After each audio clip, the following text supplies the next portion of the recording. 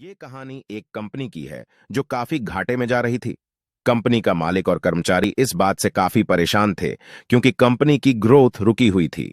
एक दिन उस कंपनी के मालिक ने कंपनी के गेट पर एक नोटिस लगा दिया जिस पर लिखा था, कल रात उस कर्मचारी की मौत हो गई जिसकी वजह से इस कंपनी की ग्रोथ नहीं हो पा रही थी और शोक मनाने के लिए हम सभी 1 घंटे बाद ऑडिटोरियम में मिलेंगे।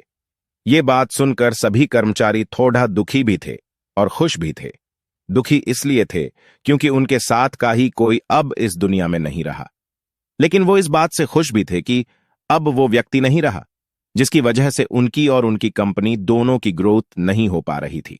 और हर कर्मचारी यह भी देखना चाहता था कि आखिर वह व्यक्ति था कौन। 1 घंटे बाद सभी कर्मचारी ऑडिटोरियम में पहुंच गए। ऑडिटोरियम में एक कॉफिन रखा हुआ था और बारी बारी से सभी कर्मचारियों को उस व्यक्ति को देखने का मौका मिला। लेकिन जब भी कोई कर्मचारी उस कॉफिन के अंदर देखता तो वो मायूस हो जाता और सर झुकाकर वहां से चला जाता, क्योंकि उस कॉफिन के अंदर एक आईना रखा हुआ था जो कोई भी उसके अंदर देखता तो उसे अपना ही चेहरा नजर आता। उस कॉफिन में खुद को देखकर कर्मचारी ये बात समझ गए कि कंपनी की ग्रोथ किसी और की नहीं बल्कि उन्हीं लोगों की वजह नहीं हो रही है जो उस कंपनी में काम करते हैं। ये छोटी सी कहानी हमें ये बात सिखाती है कि हमारी असफलता और हमारे फेलियर का कारण कोई और नहीं बल्कि हम खुद हैं। अगर हम अपने काम में अपना 100% नहीं देंगे तो हमारी ग्रोथ कभी हो ही नहीं सकती। कामचोरी किसी भी इंसान को लाइफ में कभी भी आगे नहीं बढ़ा सकती। ये छोटी सी कहानी हमें ये बात सिखाती है कि हमारी असफलता और हमारे फेलियर का कारण कोई और नहीं बल्कि हम खुद हैं।